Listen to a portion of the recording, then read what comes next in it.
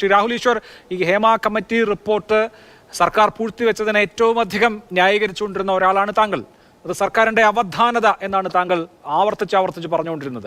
ആ അവധാനത പക്ഷെ കോടതിക്ക് ബോധ്യമായിട്ടില്ല കേട്ടോ.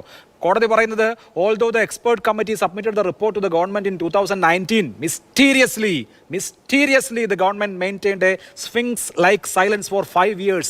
Ultimately, it was only through the intervention of this court that the report saw the light of day.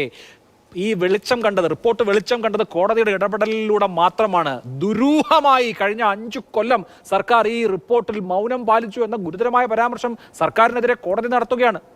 അവിടെ ഒരു വരി മാത്രം വളരെ ബഹുമാന പുരസ്സരം 20-ാം പേജിലാണ് ഈ മിസ്റ്റീരിയസ്ലി എന്നുള്ള വാക്കുള്ളത്.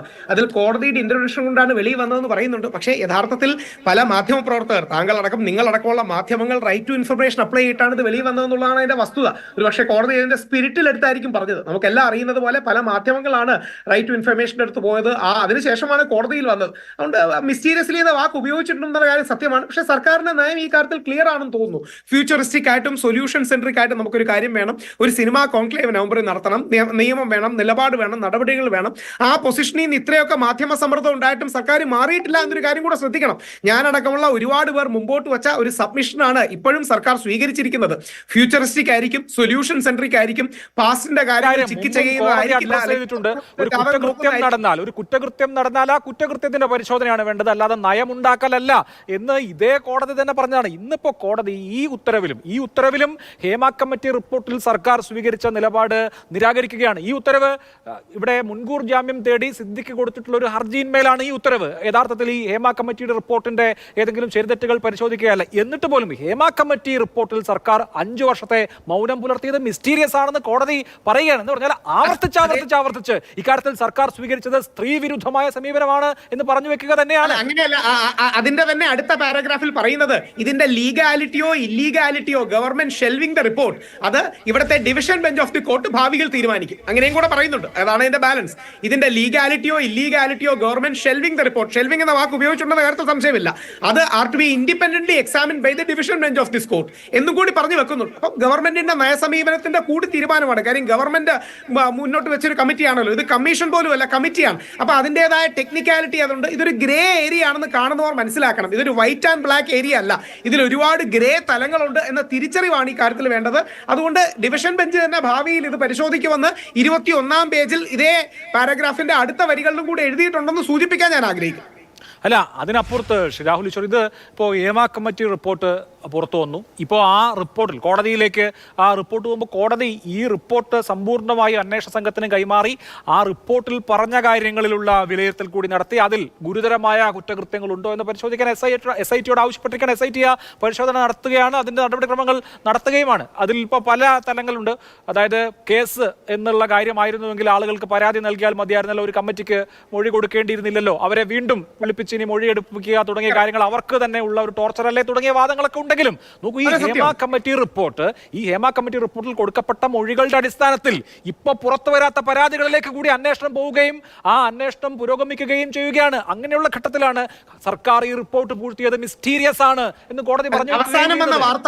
അവസാനം വന്ന വാർത്ത 53 അത്തരത്തിലുള്ള പരാതികളിൽ 20 പരാതികളാണ് ഗൗരവ സ്വഭാവം ഉള്ളതെന്നും അതിൽ SIT വളരെ സത്വരമായി അന്വേഷിച്ചുകൊണ്ടിരിക്കുന്നതാണ്. മാതൃഭൂമിയിൽ നിന്ന് തന്നെ ഞാൻ കേട്ടതാണ്. അങ്ങനെ 53 പരാതികളുണ്ട്. അതിൽ 20 പരാതികൾ അന്വേഷിക്കുന്നു. അപ്പോൾ തന്നെ ഒരു കാര്യം പൊതുജനങ്ങൾ ശ്രദ്ധിക്കണം. 53-ൽ 20 മാത്രമേ ഗൗരവ സ്വഭാവം ഉള്ളതുള്ളൂ.